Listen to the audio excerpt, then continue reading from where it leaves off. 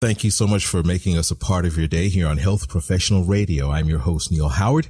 Going to have a conversation with Dr. Ehtisham Mahmud. He's Division Chief of Cardiovascular Medicine at UC San Diego, and he's joining us to talk about some new devices, techniques, and basically some new trends in interventional cardiology. Welcome to the program, Dr. Mahmud. How are you? Great. Thank you for having me.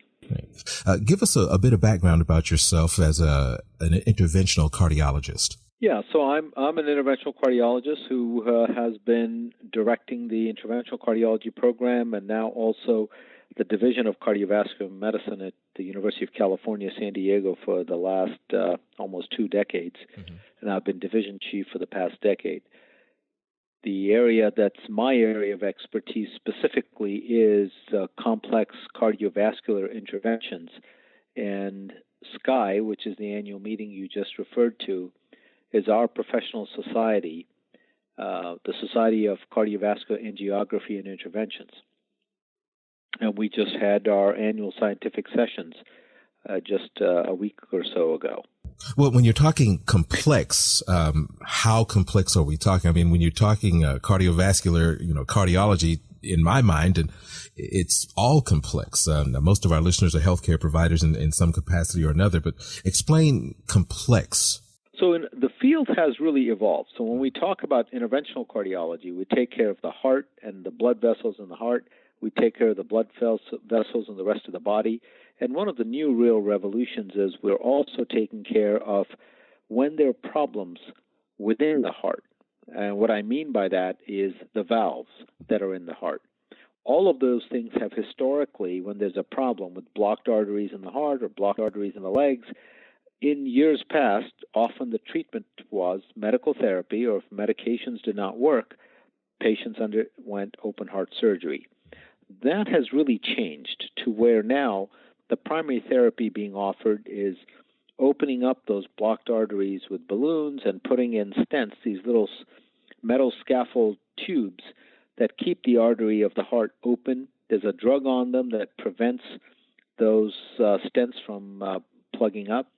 And so they remain open for many years to come. And that's been a way by which we've been able to take care of blocked coronary arteries. And so not only when somebody's in the middle of a heart attack, but also if they have various blockages in their arteries, we can open them up, put stents in, and get their heart function better, get them feeling better. Chest pain goes away, angina goes away, shortness of breath goes away.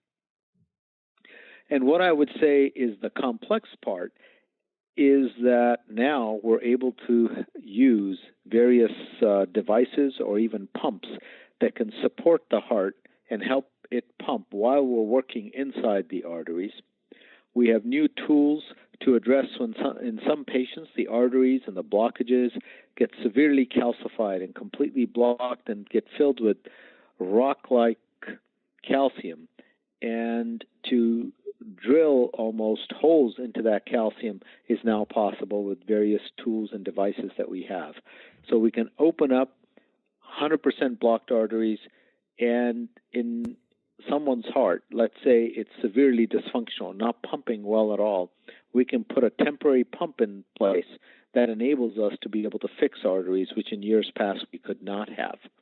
So that really is the complex coronary world that's been a somewhat recent evolution in the field. How have things evolved for the patient? I mean, you're talking about the technology, the procedures. What about the recovery of the patient? Is that evolving in the positive direction as well? Yeah, it's a great question.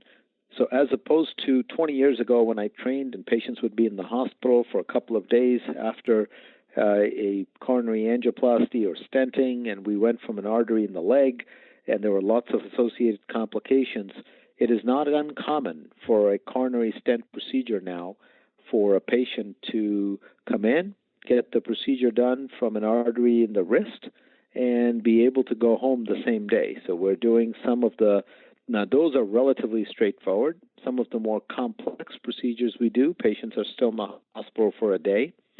But that's when it comes to the blocked coronary arteries or heart arteries.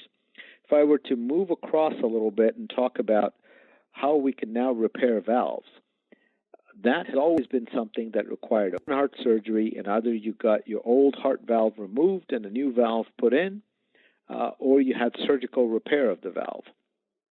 Those are also new procedures now able to offer patients, with them often being awake, sedated, but we can go ahead and replace your aortic valve from an artery in your leg while you're awake with moderate degree of sedation, and you can go home the next day. This was science fiction 10 years ago, and now here we are on a regular basis offering valve replacement therapy to our patients without undergoing open heart surgery. There's another valve called the percutaneously, again, without open heart surgery, without going on the heart-lung bypass machine, and get the leaky mitral valve repaired. So those would be two, I think, very revolutionary things that are now mainstream therapy for our patients. So basically, the procedures are becoming less and less invasive, and are the devices becoming even longer lasting? And you talked about these stents having medication on them to keep them from clogging, and I guess to keep them thought that maybe they absorbed into the tissue themselves, but I'm not really clear on that. Are some of these things becoming even smaller and less invasive and even more longer lasting? They are becoming longer lasting. The drugs help prevent those blockages from getting worse, but the bioabsorbable stents, which was an idea that still is being pursued, but hasn't developed as quickly. The idea there was that the stent scaffold that's put in the artery over time, 2 or 3 years, would get absorbed and leave the artery back to its unblocked natural state. That particular aspect hasn't developed as robustly as the others have. But clearly, when you put in stents with the medication on them, the medication is gone in a few months, and the stents are staying open for many, many years to come, with restenosis or reblockage rates of less than 10% over many years follow-up. You said you're offering these options on a widespread basis. As a presenter at the SCAI 2019, what type of feedback were you getting on some of the newer developments that were presented among some of the I guess older, more, for lack of a better term, set in their ways practitioners? So SCAI, our annual meeting, this is the Society for Cardiovascular Angiography and Interventions, is our professional society. We have once a year our annual scientific sessions where we present all the latest data, new techniques, new tools, new innovations. Our society represents the global interventional cardiology community around the planet, over 75 countries with over 5,000 members. At our annual meeting, we really that is our opportunity to bring all of our members up to date so that they can in turn bring all of these latest and newest technologies and devices to their patients in their local communities. And it was a very, very exciting meeting. Each year it seems like things are getting to be more cutting edge, evolving faster, and we as an organization are involved in providing the education to all of our members, our fellows, next generation physicians. And I would say overall there was tremendous excitement about all of the newer options that are rapidly becoming available for our patients. So, and they are broadly speaking existing in the coronary angioplasty and stenting world, the structural heart when the heart valves are problematic, but we're also getting into stem cell therapies and gene therapies. So if somebody's had a heart attack or 2 heart attacks and the heart's just not functioning very well, we now are entering into doing research studies and clinical trials to be able to inject stem cells into the heart muscle, or gene therapy to see if we can make the heart function better or take care so that people will not have chest pain or angina. So it really was an extremely exciting meeting where we reviewed all of these things and we had attendees from all over the world, and SCAI is a global organization, and we want to make sure that we not only address the cardiovascular problems in the United States, but around the world where this is really now the leading cause of death outside of the developing world is cardiovascular disease. And therapies such as the ones presented at our annual meeting are the ones that we want to ensure reach everybody. Everybody who wants to take care of patients around the globe should be able to understand what therapies we have available, what technologies are there, how can we train everyone to uniformly offer patients around the globe the best possible interventional therapies. Dr. Mahmud, thank you so much for joining us on Health Professional Radio this evening.